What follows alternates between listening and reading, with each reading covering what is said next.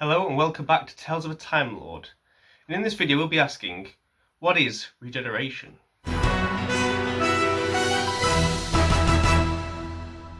Regeneration is when the Doctor is too ill to survive, either too old or has been injured, and they need to essentially renew their life to start again.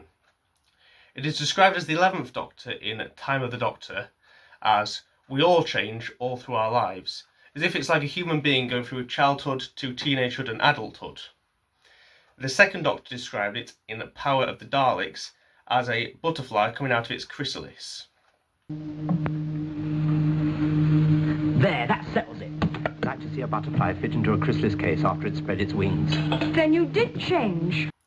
The physical appearance is wildly different, and often the personality and the portrayal of the Doctor is also rather different, but they contain the same memories and the same urge to save the universe and the same love for their friends.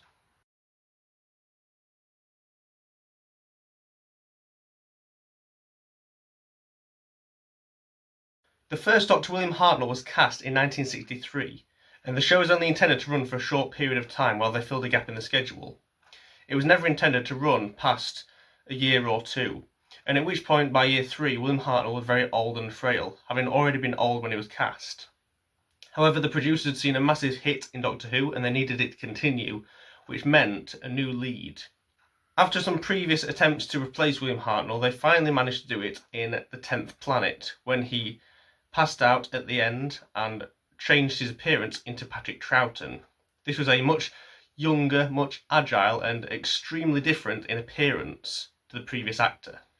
The concept of regeneration is more or less unique in TV shows.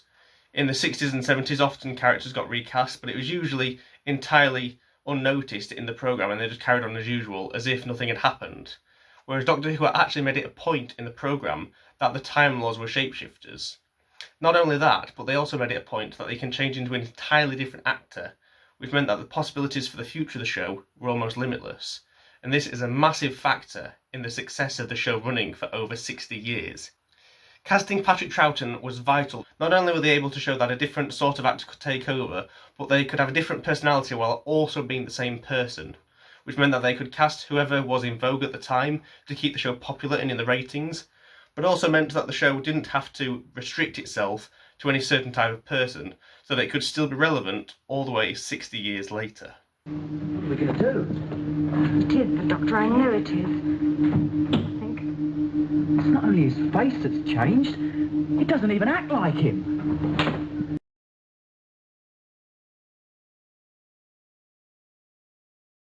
In terms of terminology, appearance, and the general function of regeneration, like everything else in Doctor Who, this is more or less made up on the fly.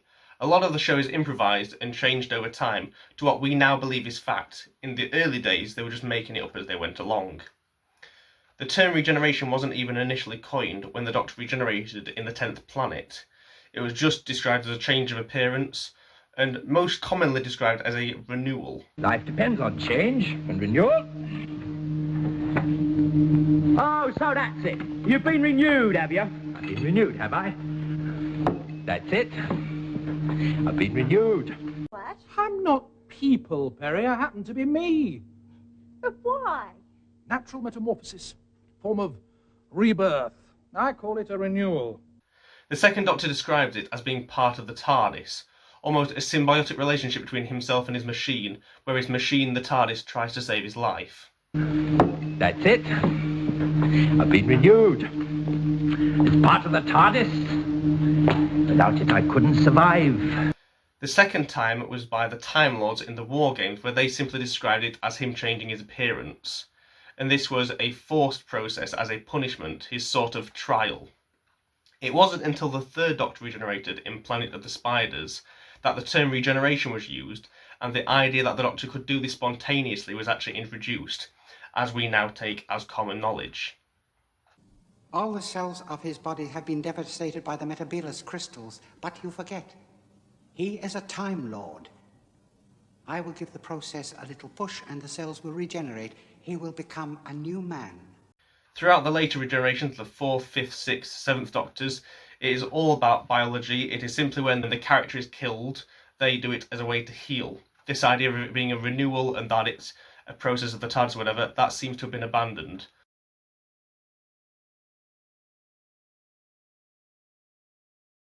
In terms of physical appearance of the effect, this has mostly been standardised in modern Doctor Who, when the producers were concerned that the audience wouldn't understand what was happening if it looked different on each occasion. So the glowing effect of the time vortex leaving Rose Tyler became the standard image of Regeneration, which sort of makes sense if we go back to the idea that the TARDIS is in some way connected to the Regeneration. It would sort of look like time energy.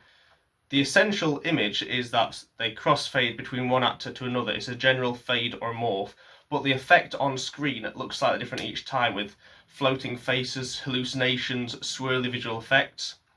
The initial change is a glowing in the face, which was actually created by accident.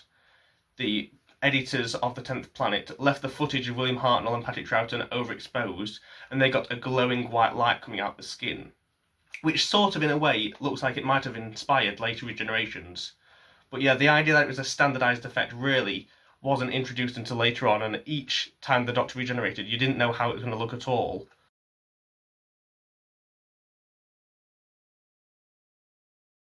In terms of regeneration in general, we know that it is a trait specifically of Time Lords. There's not really been any dispute otherwise.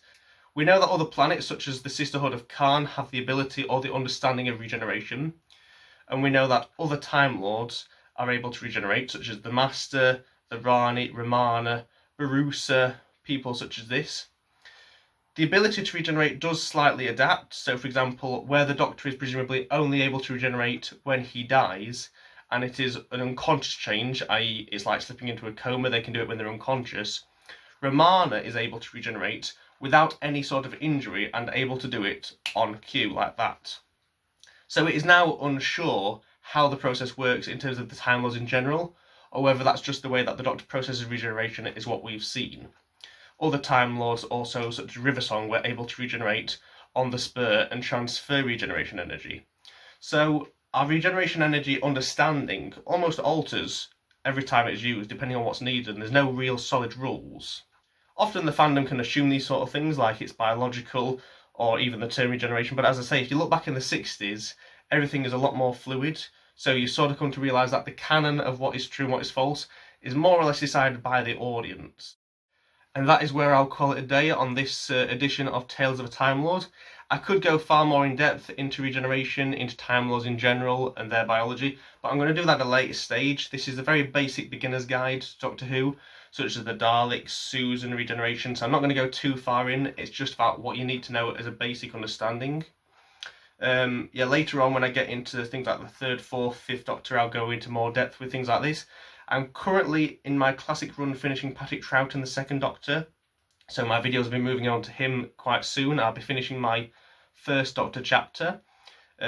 If you want me to discuss anything in general, more specific topics, any episodes that you want me to break down, then feel free to do that in the comments. Follow me on Twitter, Blue Sky, Facebook, email me, all that good stuff. And yeah, I'll see you next time.